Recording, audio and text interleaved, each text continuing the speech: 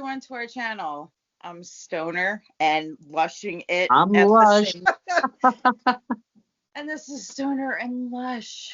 Today we're going to be talking about, the Indiana Joneses. It's the Indiana Joneses. I know that's not a word, but when you think about it, Indiana Jones is more than one movie. It's more than one story. It's more than one plot, one take. Some are really good. Some are not so good. Let's talk about that. Me too, actually. We're gonna start off with Raiders of the Lost Ark, right? Yeah. Okay. I mean, come on. That's a classic. That's the opening sequence to Indiana Jones. And what a great opening with he's going in, he's getting an artifact. It doesn't even have anything to do with the overall plot of the movie. It's just that opening scene, and then that big ball rolling after him, and you get to see him use his whip, and you get to see him save his hat, and, like the whole attire, like it really sets the stage for who Indiana Jones really is. He's a professor, sure, but he is a on hands, let's go get her kind of professor. I have nothing but good things to say about that movie. I love the time placement too. Right, back in the 30s. You're going against Nazis. That's your enemy. Even when this movie came out in the 80s, like Nazis weren't really your enemy at the time, but it set the stage for, okay, we don't have to make anyone else out look bad. We already know Nazis were bad, so instantly you're like, those are the bad guys. I find that movie to be so awesome. Like it's one of the 80s, and it just holds so much, like, just awesome. Like when he's down in the snake pit and then they figure out that the one with the stick, and you put the thing on, and oh my god, and it's just like it lights up. It's like so cool. The one with the stick and the lights up, that's you're in the wrong movie. Oh my god. Nuh-uh. I'm pretty sure. Aren't you thinking of the third one? No. He does the stick and he lines it up with the sun and stuff. Oh, is that the third one? That's the third one, yeah. For fuck's sake! When he's trying to find the Holy Grail. I could have sworn there. Now I'm gonna go back because I could have sworn there was a scene like that in Raiders. There might be a scene similar to that in Raiders of the Lost Ark. Hold on. This is what I was gonna say before. Yeah. The Indiana Joneses movies, they all have a little piece that I'm like, which I guess like all sequels tend to do. But my God, the opening of Raiders, like it's like straight up they copied that whole part, like in Temple of Doom, where the guy's like they're going up to the, I don't know, the big castle or whatever, and the guy's like, and he's like freaking out, and then Indy goes up and check, like, dude, that's so Raiders is the opening. I don't know. It just was like a bolt of lightning. Well, I mean, I thought I had an epiphany going, but I guess not. I don't think you do. And to be honest, I'm pretty sure, if memory serves right, the second one being Temple of Doom, they start off in a white suit. Very underrated sequel. They did go a little bit darker, and I know a lot of people aren't ready for that sort of thing, monkey brains eating and stuff. But you know what? I think that's just what the Indiana Jones franchise needed. I thought that's my favorite one. I love Yeah. Temple of Doom. I own that. I don't own the other ones, but that one I had to have. I love Mola Ram in it. I love the heart ripping scene. I actually just fast forward it to when they go to see the sacrifice, and then after that I just kind of stop watching until Willie goes back and tries to rip her heart out. Yeah, no, I agree. I really like. We've said this before, time and time again, that I think we both agree that Temple of Doom is one of our favorites. As much as I love The Last Crusade with the banter between Harrison Ford and Sean Connery, I love their dynamic together. But Temple of Doom is just it's a reason it's called Temple of Doom. So when how dark it is. And I like that. like, okay, when everyone Yeah. flipped out, it's like, bro, that is the best one. When people say it's the worst, I'm like, get the fuck away from me. You don't know cinema at all. Get away. Like, they Right? are so ridiculous. That is the best Indiana Jones, even though I like Raiders because it was, first gotta, whatever, represent. But Yeah. Temple of Doom, man, that heart ripping scene alone, not to mention the bugs, which were real, by the way.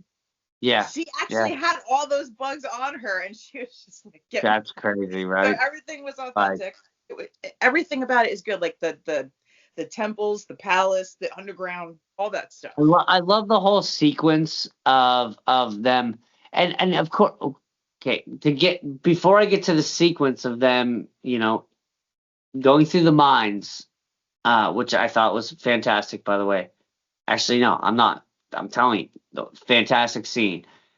But to have a young character as a kid being one of the main characters of the movie, right from the beginning of the movie, I love that idea. Yeah. Indiana Jones befriending this young child that is willing to do anything and help in any way in this crazy world that Indy lives. I thought I love that. Which Yeah. brings me to something I was thinking of earlier is there was a TV series called Young Indiana Jones. I remember. And in the first episode, he's running across the top of a train because he stole an artifact from someone. And he's trying to get away from his goons. And he falls into like a part of the train that is like one track of the train is nothing but snakes. I remember that. Yeah. He falls into it, and that's where he gets his fear of snakes, is from this scene. And I just love the fact that he had a fear that everyone could connect with. Whether it be spiders or snakes or something, his was snakes, other people it's spiders, other people it's whatever, But that was something that made him humanized, and everyone can relate to him being terrified of it. But still, even being terrified of it, he still would push through those areas, those spots, and come out on top. That is the epitome of a hero. Will go through his biggest fear to Right. do the right thing, and what he thought was the right thing in every instance was always put something in the museum instead of making money off of it. Really was a great aspect of Indiana Jones' character in general. Now, loving the trilogy, the original trilogy, we do have to move on to number 4. As much as I like the story of number 4, here's what I was going to tell you earlier. Okay. The aspect of bringing a kid into it, I thought was okay. Shia LaBeouf was not the right actor for that role. I haven't watched it, and when I first watched it, I stopped it because it was so disappointing and it wasn't entertaining or adventurous at all. The aspect of his son, okay, I like Shia LaBeouf. Don't get me wrong, he's okay. He just wasn't right for that role because I felt like he was trying to steal the screen at every moment from Harrison Ford.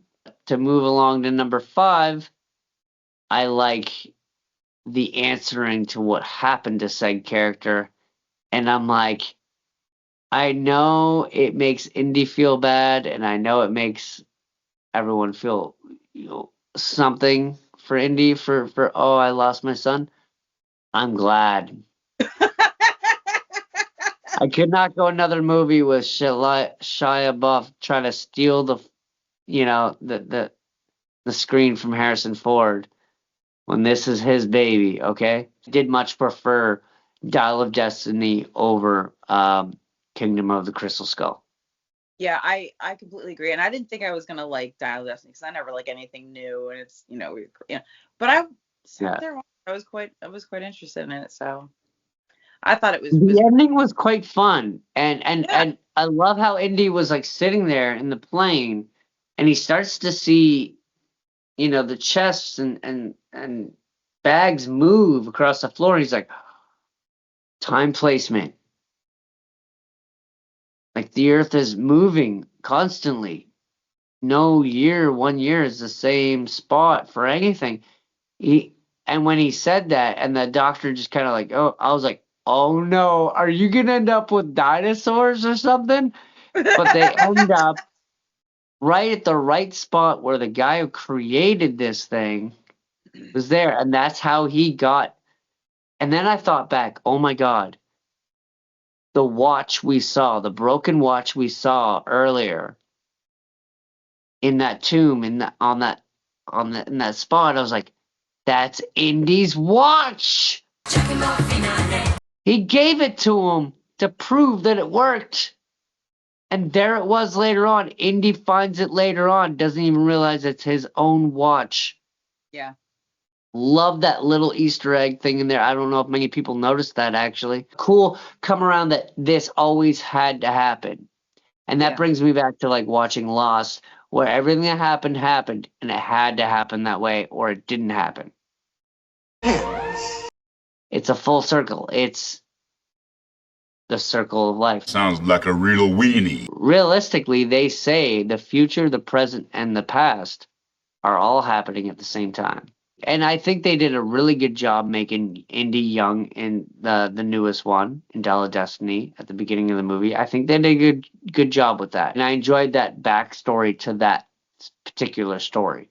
Because, we all know Indy did all kinds of excursions. It wasn't just the movies that he did. He's been known to do all kinds of things. And he comments that in the 5th movie by saying, I've seen lots of things supernatural and blah, but I don't know if I believe in it, in sorcery and magic, but I've seen a lot of crazy things. And then you're thinking back to the previous movies.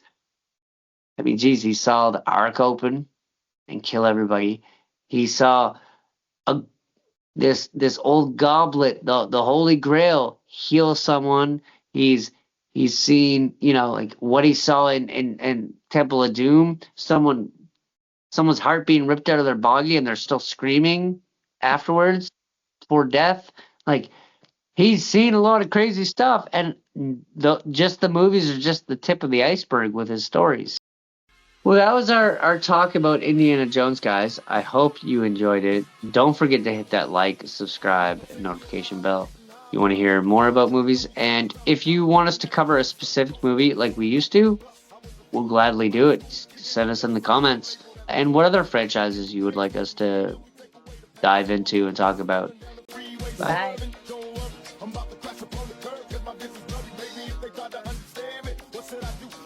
Bye.